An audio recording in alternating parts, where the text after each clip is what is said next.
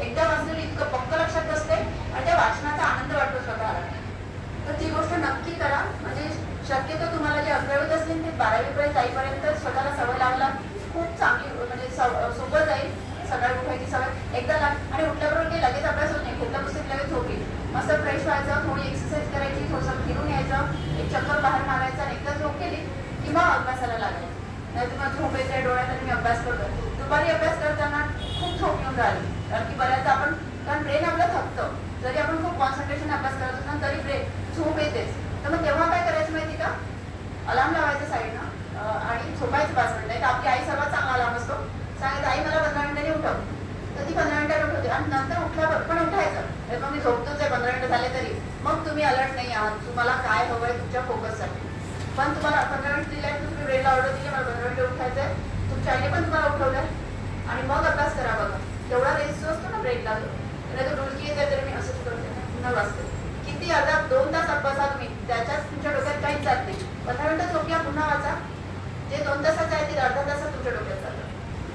क्लासमध्ये शिकवत असताना रनिंग नोट्स काढायची सुरुवात करा. टॉपिक कुठला आहे, काय शिकवत आहे, शॉर्ट्स. आणि त्याने काय तुमचं रायटिंग स्पीड पण वाढेल. आणि एक गोष्ट आहे लक्षात ठेवा काय, 1 times writing is equal to 20 times reading. तुमच्या ब्रेनला तुम्ही 20 वेळा वाचता तेव्हा ती गोष्ट तुमच्या अनकॉन्शियस माइंडमध्ये फिक्स होते ना की तुम्ही एक वेळाची. पण लिहिणं कसं पाहिजे, म्हणजे चाललंय डोक्यात काय लिहितोय मी खाली, जसं आपण पाहून नोट्स काढतो त्या नोट्स आपल्या डोक्यात कधीच बसत नसतात.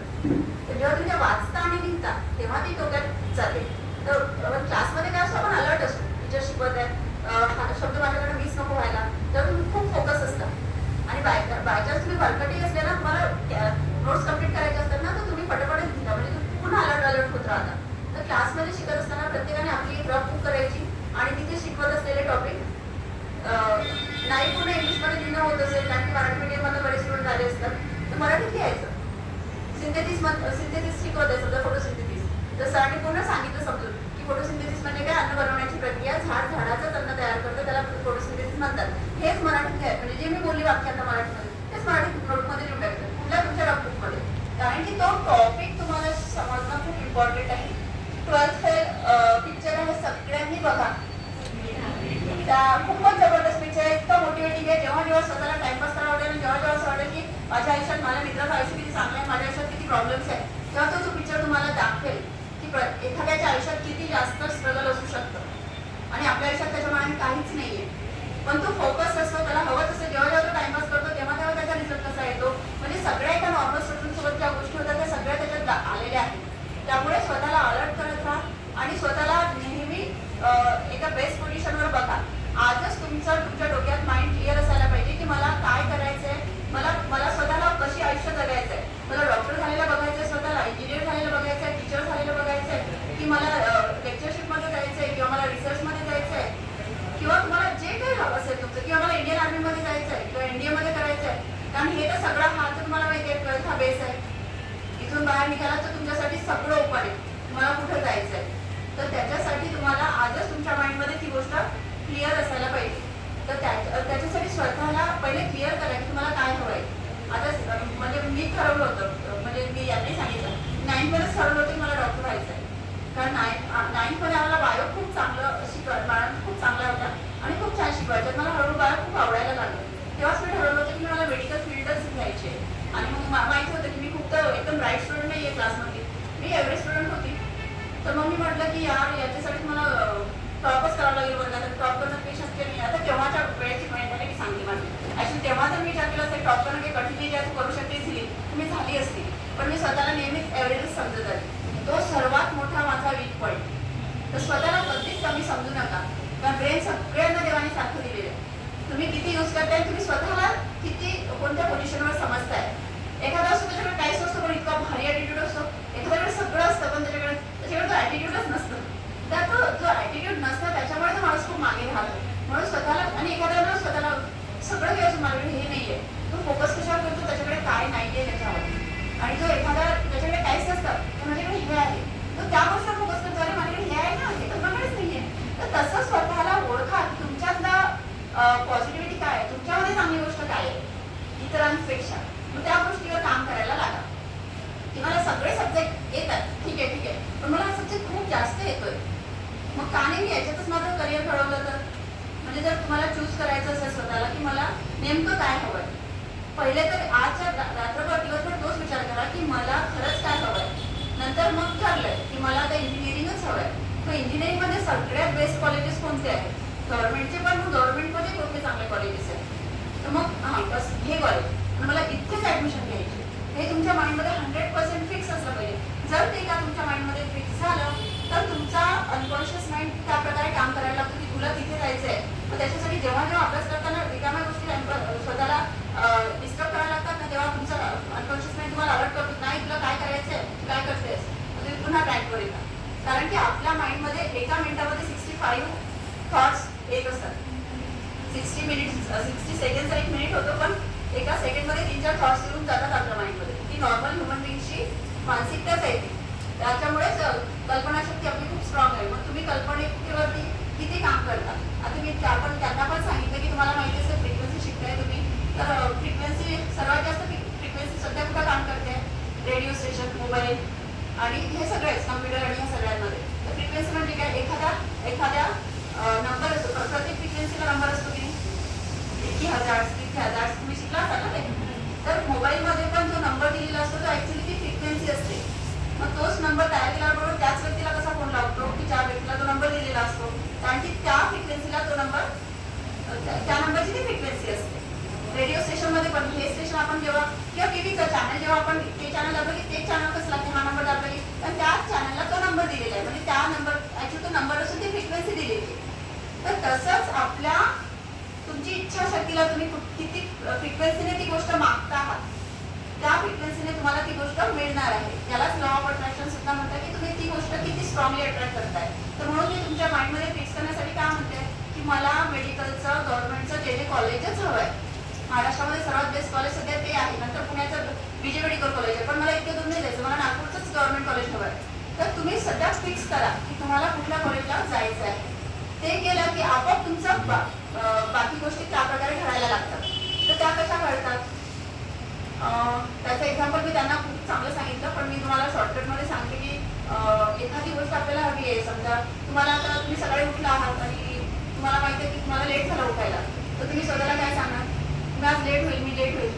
आणि मग नंतर काय होईल, नेमकं त्या दिवशी एकतर ड्रेसला काहीतरी डाग पडेल किंवा मग एखादी वस्तू सापडणारच नाही, एखादी नोटबुक त्या दिवशी मिस होऊन जाईल, ती नोटबुक शोधा वेळ जाईल किंवा चहाच सांडून जाईल किंवा काहीतरी उलट ज्या दिवशी आपल्याला असं वाटतं की मी लेट होणार, त्या दिवशी उलट त्या गोष्टी घडायला लागतात. किंवा तुम्ही निघाला रस्त्यातच काहीतरी घडलेलं असेल, म्हणजे उलट तुम्ही, आणि पण जर त्याच दिवशी तुम्हाला माहिती असेल की मी लेट होणार आहे, तुम्ही ठरवलं जरी लेट उठली तरी मी पोहोचत टाईमवरच, माझ्यात ती एक कला आहे, मी हे गोष्ट करणार आणि ते गोष्ट नाशाच स्किप करेल, पण मी पोहोचत टाईमवर. मग तुमचं ब्रेन त्या प्रकारे काम करायला लागतं आणि तुम्ही बरोबर टाईमवर करता.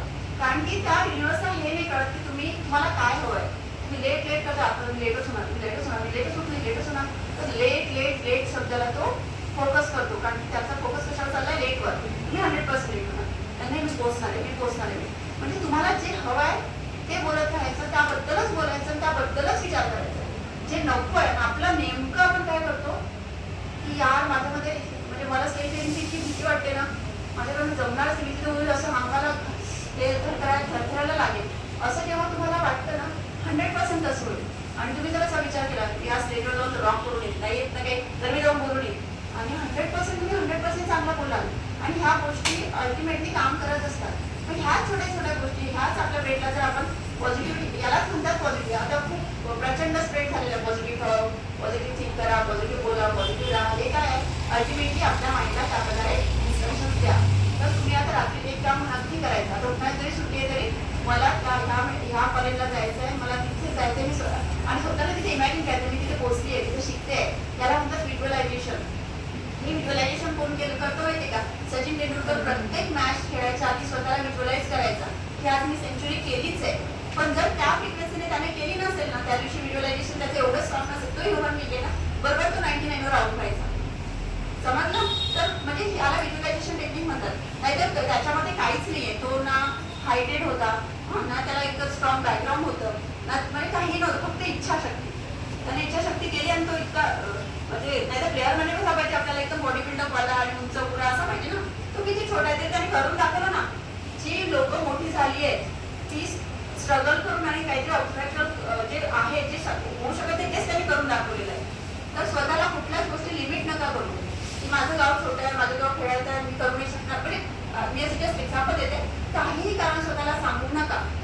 लुजर्स नेहमी कारण सांगतात, विनर्स नेहमी गोष्ट प्रत्यक्षात घडवून दाखवतात. स्वतःला सांगायचं की मी लुजर आहे की विनर आहे. म्हणजे ती हिंदीमध्ये खूप चांगली थॉट आहे, जीतने वाले हमेशा जीतकर दिखावे और हारने वाले हमेशा बहाने बताते. तर जेव्हा स्वतःला कारण द्यायला लागलं, मी तर स्टॉप केलंच असतं, पण असं झालं ना म्हणून मी केलं. मी तर मी करून दाखवलंच असतं, पण असं स्वतःला कारण देऊन म्हणजे तुम्ही ना दुसऱ्यांना नाही बनवत आहात, तुम्ही स्वतःला, आणि तुम्ही स्वतःला तिथेच माफ करता आहात. जेवढं तुम्ही हे करू शकलेस तिथे झालं ना, आईने आतमध्येच असं केलं ना म्हणून माझं ते झालं. म्हणजे ते कारण तुम्ही स्वतःला देते, तुम्ही दुसऱ्यांना नाही देतात ते कारण, ते तुम्ही स्वतःला पुढे जाण्यापासून स्वतःला एक्सक्यूज करताय. स्वतःला माफ करू नका. जर तुमच्याकडनं चूक झाली एक्सेप्ट करा, तुझ्याकडनं चूक झाली आहे. आज तू इथे टाइमपास करणं वाचवू शकली असती, पण तू वाचवलं का नाही, तुला तिथे अजून टाइमपास केलास.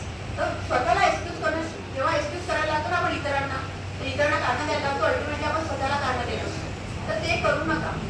फोकस राहा, खूप स्ट्रॉंगली फोकस राहा की मला काय हवं आहे, त्याच्यासाठी मला काय काय काढा. ह्या छोट्या छोट्या किंवा ग्रुप स्टडीवरती भर द्या. जर एखादा पिरियड बंक आहे, सध्या टीचरला यायला वेळ झालाय, एखादा टॉपिक मला येत नाही, पटकन आपल्या मैत्रिणीला विचारा. आणि तुमचं जे कॉम्पिटिशन आहे ती स्वतःसोबत ठेवा आणि ऑल इंडिया लेवलचे जे मुलं आहेत त्यांच्यासोबत ठेवा. आपल्या क्लासमधल्या मुलांसोबत कॉम्पिटिशन करत बसू नका. त्याने काय होते, ईर्षा वाढते, राग वाढतो आणि चिडचिडेपणा वाढायला लागतो की तिला 1 मार्क्स कसा शिल्लक मिळाला, त्याचा त्रास स्वतःला होतो. त्याच्यामुळे दोघांमध्ये कॉम्पिटिशन्स येतात. ते नका करू की मला का कमी मिळाला 1 मार्क्स, तिला मिळू दे, तिथं अजून भरभराट होऊ दे. कारण की पूर्ण भारतामध्ये भरपूर कॉलेजेस आहेत, ती कुठं जाईल, तुम्ही कुठं जातोय. नंतर आता माझ्या क्लासमध्ये 12वी पर्यंत जे होते, आमच्या एकमेकांना कोणी कोण काय करतात, त्यातले 4-5 फ्रेंड्स असतात, तेवढे कॉन्टॅक्टमध्ये असतात, बाकीचे कोण कुठं गेलं काहीच माहिती नसतं. तर जग खूप मोठं आहे, तुमची कॉम्पिटिशन खूप मोठ्या मुलांसोबत आहे, एवढ्या छोट्या मुलांसोबत नाही आहे. त्यामुळे स्वतःला लिमिट करू नका स्वतः. आणि आपल्यामध्ये काही म्हणजे हे नका करू, कॉम्पिटिशन नका करू. स्वतःसोबत कॉम्पिटिशन करा, ऑल इंडियाच्या मुलांसोबत कॉम्पिटिशन करा. आणि ग्रुप स्टडी करताना जर टॉपिक एखादा आपण आपल्या फ्रेंड्सला समजून सांगतो ना, तर तेव्हा मी कशाला समजून सांगू, हिचा टॉपिक चांगला होऊन जाईल. तर तुम्ही अल्टिमेटली तुमचा स्वतःचा तो टॉपिक स्ट्रॉंग करत आहात, हे लक्षात घ्या. म्हणजे माहिती आहे का, आपण जेव्हा एखाद्याला एखादी गोष्ट सांगतो ना, आपल्या ब्रेनमध्ये ती गोष्ट तेवढी स्ट्रॉंगली जाऊन बसते. मग ती नंतर नाही वाचणं झाली तरी तुम्ही जेव्हा पेपर करत असताना, सॉल्व्ह करताना तुम्हाला ते आठवते की मी आठवण ठेवण्यासाठी ही गोष्ट सांगितली होती, तू असं म्हणून आठवण ठेव. तर ती गोष्ट वेळेवर तुम्हाला आठवते. त्यामुळे म्हणतात ना, इतरांचं भलं करताना आपोआप आपलं भलं होत असतं. तर तसं ते गोष्ट आहे. जेव्हा तुम्ही तुमचा जर टॉपिक चांगला असेल ना, ट्राय करा की मी एखाद्या जिला येत नाही तिला मी समजून सांगते, म्हणजे तिचा तर चांगलं होणारच आहे, पण माझा तो रिपीट होणार आहे, माझी रिव्हिजन स्ट्रॉंग होऊन जाईल. तर मला वाचली नाही तरी तो टॉपिक मला वेळेवर क्लिअर होईल. तिसरी गोष्ट, प्रत्येक सब्जेक्ट शिकताना आवडीनं शिका. म्हणजे जरी मला इंजिनिअरिंग फील्डकडे जायचं पण मेडिकल कशाला मी शिकत बसू, तसं नाही. तुमची बॉडी आहे, पुढे कधी ना कधी तुम्हाला काम करणार आहे. तुमची बॉडी कशी काम करते हे तुम्हाला माहीतच ना, खूप गरजेचं आहे. त्यामुळे पुढे आजार होताना आपण स्वतःची काळजी कशी घ्यायची हे आपल्याला कळतं आणि आपला अल्टिमेटली खूप फायदा होतो. तर आणि जर आवडीनं शिकलं ना, तो सब्जेक्ट आपल्याला बोरिंग वाटत नाही. आजपासून जे सब्जेक्ट बोर वाटतात आहे, त्या सब्जेक्टला उलट आवडीनं कसं बघता येईल, या सब्जेक्टमध्ये काय चांगलं आहे ते कसं पाहू शकते त्याच्यावर जास्त भर द्या. ठीक आहे. मॅथ्स जरी असेल तर मॅथ्समध्ये मला तर जायचं नाही इंजिनिअरिंगकडे, मग मी मॅथ्स कशाला एवढं आवडीनं करू, असं नाही आहे. मॅथ्स अल्टिमेटली तुम्हाला या बाकीच्या गोष्टींमध्ये कामात पडणार आहे. फिजिक्स शिकताना अप्लाय, म्हणजे फिजिक्स कुठं अप्लाय होतं, त्याच्यावर ऑसिलेशन कसं काम करतं, म्हणजे अँग्युलर बँकिंग आहे, सेंट्रिफ्युगल फोर्स कसा काम करून राहिला, म्हणजे ज्या ज्या गोष्टी घडत आहेत ना आजूबाजूला, त्या गोष्टी कशा काम करतात, तिथे फिजिक्सचा लॉ कसा अप्लाय होतो. तुम्ही रोडवर जाता, अँग्युलर बँकिंग शिकलात सगळेजण, नाही शिकला ते तर 11th आहे आणि फर्स्ट चॅप्टरचं मला वाटतं नाही शिकला. बरं ठीक आहे, म्हणजे 360 शिकवतो. पण जेव्हा तुम्ही रोड क्रॉस करायला लागाल, सर बी येईल तुम्हाला रोडवर, तेव्हा तुम्ही अँग्युलर बँकिंग तिथे बघायचं की खरंच हा रोड अँग्युलर बँकिंग यूज करून बांधलाय की नाही बांधलाय, नाही तर मग तिथे ॲक्सिडेंट 100% होते. मग तुम्ही एक आदर्श, म्हणजे उद्या जर तुम्ही सरपंच झाला गावातला, तुमच्या गावाचा रोड जर तुम्हाला क्रॉस दिसला, तिथे अँग्युलर बँकिंग नाही झालेलं, तर तुम्ही सांगाल त्यांना रोड तुम्ही चुकीचा बांधलाय म्हणून. तर अप्लाय करायला शिका. तुम्हाला जे नॉलेज दिलं जात आहे ते कसं काम करत आहे, कसं होत आहे, त्या गोष्टी शिका. जसं की आता मी यांना सर्क्युलेशन शिकवत होते, तर म्हणजे सांगता माझ्या डोक्यात आली गोष्ट की देवाने वेन्सच का वरच्या सुपरफिशियली प्लेस केल्या आहेत आणि आर्टरीज डीपच काय केल्या आहेत, कारण आपण पडलो धडलो काही लागलं तर इम्प्युअर ब्लड बाहेर जावं, प्युअर ब्लड जाऊ नये. प्युअर ब्लड गेलं तर डायरेक्ट बॉडीवरती इम्पॅक्ट होईल, प्युअर ब्लड गेलं तर एवढं होणार नाही. म्हणून सुपरफिशियल ह्या ज्या दिसतात ना आपल्याला, ह्या वेन्स आहेत, ह्या आर्टरीज नाही आहे. वेन्स कॅरी इम्प्युअर ब्लड आणि आर्टरीज कॅरीज प्युअर ब्लड. बरोबर, प्युअर ब्लड कॅरी करणाऱ्या आर्टरीज डीपली सिक्युरेटेड आहे आणि वेन्स ह्या सुपरफिशियली सिक्युरेटेड. लर्निंग नोट्स, फोकस आणि तुमचे एम क्लिअर असायला पाहिजे. आणि म्हणजे एखादी गोष्ट तुम्हाला हवी आहे, म्हणजे मला 75% मार्क्स मिळाले तरी ठीक आहे, तर 75 जर तुमचं एम असेल तर तुम्हाला 65 मिळेल, 75 मिळणार नाही. त्यामुळे स्वप्न कधी पण मोठी बघा. म्हणजे आता कॉलेजमध्ये तुम्हाला माहिती आहे की मी एवढे स्टुडंट आहे, मला ना गव्हर्नमेंटचं टॉपमोस्ट कॉलेज नाही मिळणार, पण मला ॲटलीस्ट गव्हर्नमेंटचं कॉलेज मिळेल. जेव्हा तुम्ही ॲटलीस्ट गव्हर्नमेंटचं कॉलेज मिळणार ना म्हणताय ना, 100% तुम्हाला प्रायव्हेट कॉलेज मिळेल. प्रायव्हेटचं चांगलं मिळेल, पण तुम्हाला प्रायव्हेट मिळेल. म्हणून तुमचा फोकस कधी पण काय असायला पाहिजे, मोठं गव्हर्नमेंटचं सर्वात बेस्टच कॉलेज मला मिळेल. If you want to hit the mountain, aim to the sky. पर्वतावर चढायचं तर तुमचं एम काय असायला हवं, मला आकाशावर चढायचं, आकाशात जायचं, तेव्हा पुढे तुम्ही पर्वतावर चढा. मला 75% मार्क्स घ्यायचे तर तुम्हाला तुमचे एम काय असायला पाहिजे, मला 100%च मार्क्स घ्यायचे, 1% मला कमी घ्यायचं नाही, म्हणजे तुम्हाला जे हवं आहे ते तुम्हाला मिळेल. त्याप्रकारे तुम्ही प्रयत्न करा. आणि कन्सेप्ट जर क्लिअर राहिले तर तुम्हाला MCQ डील करताना प्रॉब्लेम होणार नाही. पाठांतर करत बसू नका. तो त्या सब्जेक्टला जीवापासून म्हणजे त्याला आत्मसात करा. कसं घडलं, काय घडलं, का घडते. तुम्हाला नाही आलं चालते, उत्तर 12th उत्तर नाही लिहिता आली तर चालते. 12th एक्झाम ही तुमचं एम नसायलाच हवं. 12th तुम्ही किती पर्सेंटेज घेतले त्याला कोणीही विचारत नाही. मी तुम्हाला सांगते, मी गव्हर्नमेंटचे इंटरव्ह्यूज दिले, गव्हर्नमेंटच्या एक्झाम्स दिल्या, सगळं झालं. फक्त 12th पास झालंय की नाही ते मॅटर करतं. तू 12th टॉपर होती की लोअर होती काहीही अर्थ पडत नाही. 12th पास होतीस ना बस. तुम्हाला फरक पडतो तुम्ही नीटला किती मार्क्स घेतले आहेत. कारण नीट हे चाळणी आहे जो 12वीचा अभ्यास आहे की नाही. कारण त्याच्यामुळे तुम्हाला तो सब्जेक्ट किती समजलाय ते बघितलं जातं, आणि तो सब्जेक्ट किती समजलाय ह्याच्यासाठी तुमची कन्सेप्ट किती क्लिअर आहे. मग कन्सेप्ट क्लिअर करण्यासाठी तुम्ही उत्तर क्लासमध्ये बरोबर देताच आलं पाहिजे. ह्या गोष्टी मॅटर करत नाही. फक्त तो सब्जेक्ट समजायचा आहे तुम्हाला. नाही समजला टीचरकडनं पुन्हा समजून घ्या. पहिले मैत्रिणी कुणाला जे समजलंय तर तिला विचारा, तिला नाही समजला मग आपल्या दोघींना नाही समजला म्हणजे वर्गाच्या 8 जणांना समजलाच नसेल. उभा राहा, विचारा. टीचरांना विचारायला घाबरू नका. आज टीचरला आता सर खूप दूरून एखादा सब्जेक्ट शिकवत आहेत आणि तुम्हाला त्याचं काही समजलं नाही, आणि आता जर मी उभी राहिले सगळे मला हसतील, हसू द्या. एक गोष्ट पक्की लक्षात ठेवायची, जे हसतील त्यांच्या आज थोड्या वेळ दात दिसते, पण माझं आयुष्य भरण्यासाठी लॉस मी करताना वाचेल. कारण एक तो आज समजला आणि ते आयुष्य पुढे समजणारच नाहीये. आणि आज जर समजला तुम्हाला पुढचं समजेल, तर बेसिस नाही समजला तर पुढचं कसं समजेल. म्हणजे तुम्ही त्या दिवशी न विचारलेला क्वेश्चन तुम्हाला खूप मोठा प्रॉब्लेममध्ये टाकू शकतो पुढे. एक टॉपिक नाही समजला तर त्याचा पुढचा टॉपिक कसाच समजत नाही. त्यामुळे विचारायला घाबरू नका. स्वतःला कॉन्फिडंट बनवा. स्वतःला कमी समजणं कमी करा. जी गोष्ट त्या गोष्ट स्वतःला लिमिट करतात नाही तुझ्यामध्ये. बऱ्याच जणांना दिसण्याचं कॉम्प्लिकेशन असतं, तुम्ही दिसतच नाही चांगलं. जर तुम्ही चमकता आहात तर तुमचं दिसणं कोणीही पाहत नाही. तुम्हाला तुमचे स्कोअरच चमकायला लागतात. तुम्ही काय दिसता काय बोलता ते मॅटर करत नाही. तुमचं अभ्यासच सगळं बोलून जातं. त्यामुळे फक्त फोकस करा. म्हणजे बाबासाहेब आंबेडकर म्हटलं होते ना, तुम्हाला जर आयुष्यात काही करायचं आहे तर तुम्हाला फक्त तुमचा अभ्यास आणि त्या गोष्टी शिक्षणच तुम्हाला चमकवू शकतं. तर शिक्षणावरती भर द्या. आणि तुम्ही इतक्या चांगल्या ठिकाणी आलेले आहात, तुम्ही ऑलरेडी तुमच्या आईबापाने सपोर्ट केलेला आहे, त्या गोष्टीचं सोनं करून दाखवा. कुणासाठी नाही, पण मी त्यांच्यासाठी करेल जे माझ्यासाठी धडपडतात, जे दिवस रात्री माझ्यासाठी काम करतात आहे. त्या गोष्टी तुमच्या जर माइंडमध्ये असतील तर तो माणूस, आणि एक गोष्ट लक्षात घ्या, ज्याच्याकडे खूप असतं की तो एवढा चमकत नाही, ज्याच्याकडे काही नसतं तो जास्त चमकू शकतो. कारण की त्याला सगळ्या गोष्टींची जाणीव असते. तर ह्या आईबाबांच्या कष्टांची, त्यांच्या याची जाणीव ठेवा. ती जाणीव तुम्हाला कधीच मागे होऊ देणार नाही. ती जाणीव जर फक्त डोक्यात असेल आणि त्यांचे ते इतके कष्ट मी वाया जाऊ देणार नाही, तर तुम्ही 100% काम करा. आणि ज्या बाकीच्या गोष्टी असतात, छोट्या छोट्या गोष्टी, गेले असं म्हटलं, गेले असं म्हटलं, तिथेच विसरा. मला काय करायचं, मला काय करायचं. सतत स्वतःला, तो काय म्हणतो, तो त्या पिक्चरमधला एक डायलॉग आहे, रिस्टार्ट रिस्टार्ट. जे झालं ते झालं, आपण नवीन स्टार्ट करायचं. तर रिस्टार्टिंगवरती भर द्या. हां. आणि दादा खूप मोठा मोटिवेटर आहे आमच्या सगळ्यांचा तो, आणि त्याच्याजवळ आलं की आम्ही चार्ज होऊन जातो सगळेजण. तसे तुम्हाला त्याचा दिवस रात्र अवेलेबल आहे. तर काही प्रॉब्लेम आला तर बिंदास त्याच्याशी बोला. आणि तुम्ही एक गोष्ट खूप चांगली केलेली आहे की, म्हणजे मी माझ्या दादाचा क्लास आहे म्हणून नाही करत, तो दुसरा कुणी असता तरी मी म्हटलं असतं की तुम्ही खूप चांगल्या ठिकाणी आलात, खूप चांगल्या माणसाच्या संपर्कात आहात, तर त्याचं सोनं करून घ्या. तो जरी स्कोअर इकडे तिकडे झाला तरी आयुष्यात तुम्ही कधीच स्वतःला कमी समजणार नाही, तुम्ही कमी पडणार नाही कुठल्याही सिच्युएशनमध्ये. आणि जी फील्ड निवडा त्याच्यामध्ये 1 नंबरवर राहायला शिका. जरी समजा मी BSc मध्ये गेले तरी BSc ला टॉप राहील. तुम्ही रिसर्चमध्ये जा, क्लास 1 ऑफिसर बनाल BSc करून सुद्धा. तर म्हणजे कोणतीच फील्ड कमी नाही आहे, पण तुम्ही तिथे किती चमकताय ते महत्त्वाचं आहे. हां, म्हणजे मला डॉक्टर व्हायचं होतं, मी BHMS मध्ये खुश होती, मला BHMS मिळालं तरी खुश, MBBS मिळालं तरी खुश. कारण मी स्वतःला तेव्हा फक्त डॉक्टर व्हायचं माझं एक स्वप्न होतं. तसं करू नका. मी म्हटलं तुमचं स्वप्न आता, हे मला नंतर सगळं कळलं. आणि तेव्हा जर मला MBBS घ्यायचं असं म्हटलं असतं ना, हेच कॉलेज हवं असं मी ॲटलीस्ट MBBS केलं असतं. MBBS पेक्षा BMS कमी आहे असं बिलकुल नाही. मला तेव्हा कळलं जेव्हा मी BMS शिकली, तेव्हा शिकताना मला जाणवलं की यार म्हणजे आयुर्वेदात किती प्रचंड नॉलेज आहे आणि आपल्या भारताची जी पूर्वीची लोक होते त्यांनी किती पूर्वी काळीपासून किती काही काम करून ठेवलं आहे. जे त्याच्यात दिलं ते सगळं ॲलोपॅथीमध्ये सगळं MBBSच्या मुलांना आहे. तर म्हणजे कुठल्याही फील्डमध्ये मग तिथे टॉप राहायचं, तिथे मागे यायचं नाही. ती सेकंडला गेली मी म्हणजे आम्हाला जबरदस्ती गेम्समध्ये उतरलं. मग गेम्समध्ये माझा 1 महिना गेला. मी तिथे नॅशनलला खेळून आली.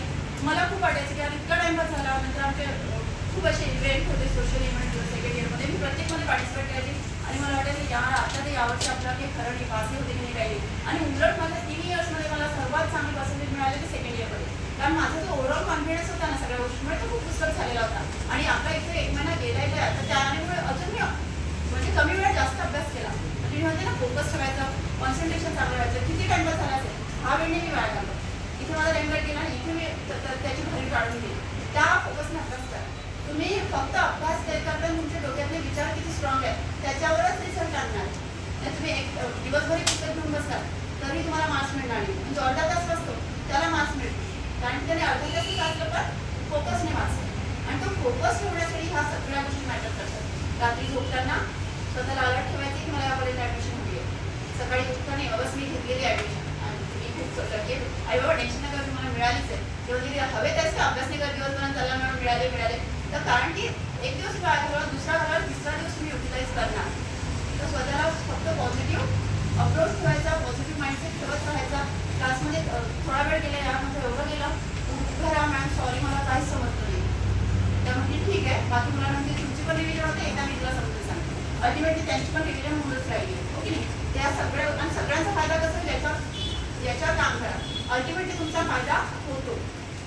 आणि कॉम्पिटिशन सगळ्यांसोबत ठेवा, ऑल इंडियासोबत. इथे नाही ठेवायची, झाडावाडी करायची नाही, एकमेकांसोबत राग करायचा नाही. सगळ्यांच्या आत्ताच सोबत आहात. 10 वर्षांतर कोणी एकमेकांना बघणार पण नाही, बघितले तर ओळखणार पण नाही. त्यामुळे नका टाइमपास करत बसू छोट्या छोट्या गोष्टीमध्ये. खूपच अभ्यास करा आणि खूप चांगला अभ्यास करा.